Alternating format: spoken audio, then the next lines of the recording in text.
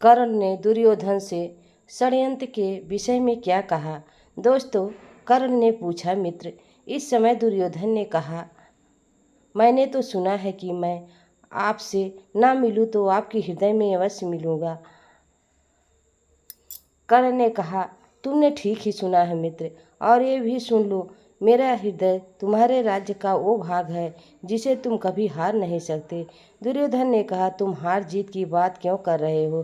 तुम्हारे जैसे मित्र के होते कोई भी मेरे सीमा का सुई के नोक जैसा भाग जीत नहीं सकता। परंतु तुम्हारे मुखमंडल पर क्रोध की लिपि में जो कुछ लिखा है वो मुझसे पढ़ा नहीं जा रहा है मित्र। कर्ण ने कहा, मैं गांधार नरेश शकुनी से क्रोधित हूँ। दुशासन ने पूछा, क्यों मामा श्री से क्या किया? उन्होंने हमें पांडवों से आंख मिलाने योग्य तक नहीं छोड़ा। संसार को पता चले या ना चले, पर पांडवों को ये अवश्य पता चल गया होगा कि उन्हें वानप्रस्थ में जलाने का प्रयत्न किया गया था। वे मूर्ख नहीं हैं जो ये नहीं समझ सकते कि यह षड्यंत्र के पीछे किसका किसका हाथ हो सकता है।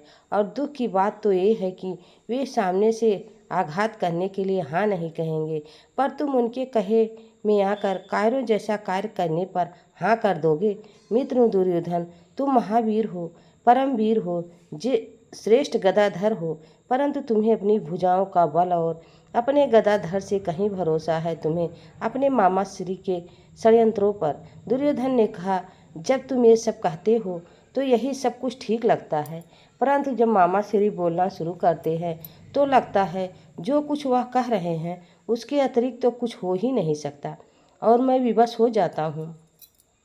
परंतु अभी तो हमें इस पर विचार करना चाहिए कि ये पांचों छोटी माँ कुंती समेत बच कैसे गए। हाँ, क्योंकि भूतपूर्व युवराज के अंगरक्षकों के सेनापति तो मामा श्री के भरोसे का सैनिक था।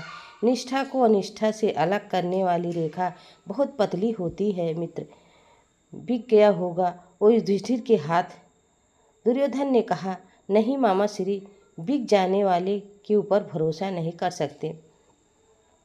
परंतु शासन का यह प्रश्न उत्तर की मांग अवश्य करता है। आश्चर्य की बात तो यह है कि मामा श्री का ध्यान अब तक इस प्रश्न की ओर आया क्यों नहीं। इधर शकुनी अपने चौसर में लीन थे, तभी वहाँ प्रणाम। शकुनी ने कहा, आओ भक्त आओ, तुमने मेरी बड़ी सेवा की है, और सबसे बड़ी सेवा तो ये कि तुम मेरे ही कारण तुम गांधार त्याग कर हस्तिनापुर में पड़े हुए हो। आपकी सेवा ही मेरे लिए सौभाग्य है नरेश। जहाँ आप हो वहीं मेरे लिए गांधार। परंतु मैं अब सोचता हूँ कि तुम अब बहुत दिनों तक रह चुके। भक्त, जो आज्ञा, मैं कल ही गांधार की ओर प्रस्थान करूँगा। शकुनी ने कहा, कल नहीं आज, अभी जो आज्ञा। परंतु गांधार की ओर नहीं, जो आज्ञा। लक्षगिरी से निकलने वाले वो 7 पंजे किसके थे भक्त? भक्त ने कहा, वो 5 पांडव और महारानी कुंती। शकुनी ने कहा, 5 पांडव और महारानी कुंती समेत काबिल में हैं। वे जीवित भी हैं और स्वस्थ भी हैं। तुम्हें झूठ नहीं बोलना चाहिए था भक्त। पता है, राजनीति में यदि एक भी झूठ पकड़ा जाए तो बना बनाया सारा खेल बिगड़ जाता है। तुम्हें यह दंड मिलना चाहिए भक्त। इस अपराध का एक ही दंड है मित्र, वह है मृत्यु दंड। बिल्कुल, मेरे भी ध्यान में यही दंड था, फांसी। इतना कहकर शकुनी ने एक दासी को बुलाया। उसने एक पात्र में शरबत मंगवाया और शकुनी ने उस पात्र में जहर मिलाकर भक्त को दे दिया और कहा, पी जाओ। शकुनी ने कहा, यदि तुम मेरे बहुत प्रिय ना होते तो मैं तुम्हारे लिए इतनी सहज मृत्यु ना सोचता। ये सहज मृत्यु तुम्हारी निष्ठा के लिए मेरी ओर से उपहार है मित्र। और हाँ, यदि यमलोक में तुम्हारी भेंट मेरे पिता से हो जाए तो उन्हें कहना, ये ना भूलना कि गांधारी पर अन्याय होने जाने वाले पर शकुनी ने हस्तिनापुर को क्षमा नहीं किया।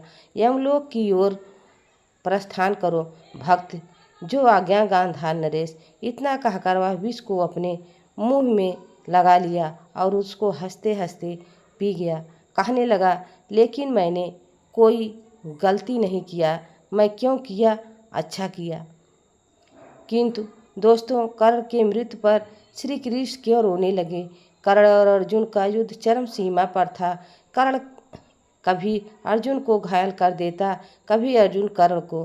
कर्ण के दिन का दूसरा पहर शुरू होने के बाद कर्ण के रथ का पहिया ब्राह्मण के श्राप से भूमि में धंस गया।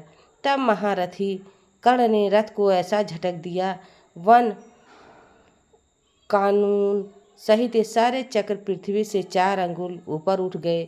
भगवान श्री कृष्ण को पता थी कि कर्ण को मारने के यही उपयुक्त समय है, इसीलिए श्री कृष्ण ने अर्जुन को कर्ण को मारने के लिए कहा। फिर अर्जुन ने कर्ण पर ब्रह्मास्त्र चला दिया, जिससे कर्ण को मृत्यु हो गई। और उसी समय कर्ण के शरीर से एक दिव्य रोशनी निकली, जो पूरे आकाश में फैल गई और उस पवित्र आत्मा को जाते अपने लोक श्री कृष्ण समेत सारी सृष्टि रोने लगी। दोस्तों, यह वीडियो आप सबको कैसी लगी कमेंट में ज़रूर बताना। चैनल पर नए हो तो लाइक सब्सक्राइब ज़रूर करना। तब तक के लिए राधे राधे, जय श्री कृष्ण, धन्यवाद।